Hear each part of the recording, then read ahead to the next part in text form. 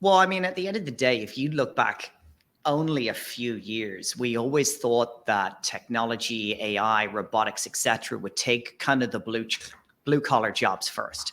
Yeah. But what we see right now is ChatGPT taking all the, programmers, lawyers, accountants. It's These are the people who scary. are all in. It's absolute. I mean, I'm addicted.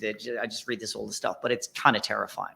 Yeah. But let's not talk about that. Let's talk about the benefits that Web3 can bring to the music industry and the world of entertainment. From Gala, metaverse, etc.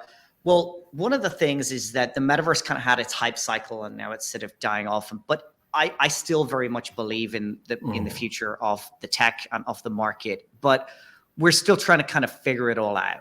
What do you think has to happen before your average person is kind of spending a few hours in the metaverse every week or maybe every day?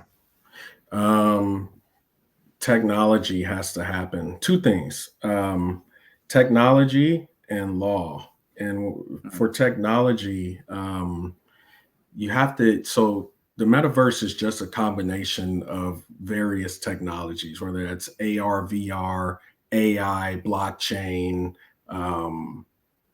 edge computing, cloud computing. Like these are all, the technologies to make up what is the metaverse, and they're all developing at different speeds and to a significant degree developing in silos. So until you can get all those technologies to basically come together in a way that creates a cohesive, immersive experience that the ordinary person can enjoy, you're going to be delayed in this way. So for music, for example, there's so many ideas about what the music metaverse can be, but you're dealing with issues like latency. If you want to have people perform or co-create music together, right?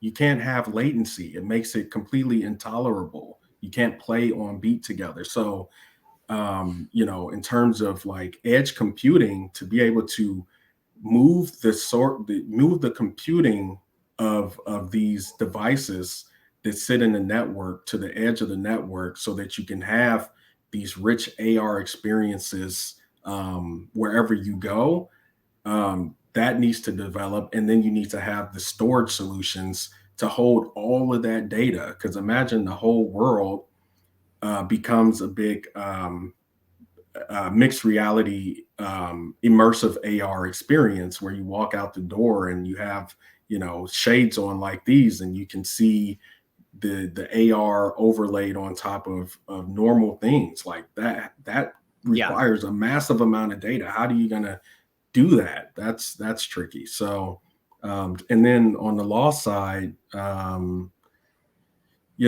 obviously the issues like securities law, but then you also have, for music, obviously the copyright law issues we were just talking about. You got AI and how you deal with that and copyright and moral rights. You have deep fakes, and you have to deal with name, image, and likeness rights, privacy rights, rights of publicity. There's and then you take that and you think that the metaverse is supposed to be universal, right? But you're dealing with different territories, and they have different laws in different jurisdictions. So how are you going to make that work together? It is. It's so crazy. Just as you said, you just rattled off about 10 very, very significant major issues in the area of law. Let's talk about NFTs, because it's a very gray area there. And I've been kind of deep in this as well over the last while. Now, I'm certainly not a lawyer, but I do have lawyers on my team. And, even they are can't quite give you a straight answer because it's not black and white, and the precedent hasn't been set yet. What are some of the things you've seen, and where do you think it's going to go? I've seen the efforts to, again, create earning mechanisms, which we think is a true benefit to NFTs, especially for music and other artworks and stuff, is to be able to earn and have people who buy these things to earn from them. But of course, you run into the securities laws issues. And like you said, there's no precedent yet in terms of, I mean, there's some small precedents. There's not enough precedent to really give us a sense of we can or we cannot do that. We can have a platform that's like Royal, or we cannot have a platform that's like Royal. That decision needs to be made sooner the better, because it's stifling innovation while we're sitting here waiting for regulation. Basically, people are still pushing forward with it, but if the SEC comes down or some other authority comes down and says, no, you can't do this anymore, platforms are just going to tank unless they can shift. If I was Royal or any one of these other platforms, I would be coming up with an alternative strategy at this moment, because it's at best 50-50 that your whole thing is going to be shut down. Okay. I mean, that's pretty wild. If the worst happens, how's that going to affect the rest of the industry? I think that I think there's still a lot of benefit and value beyond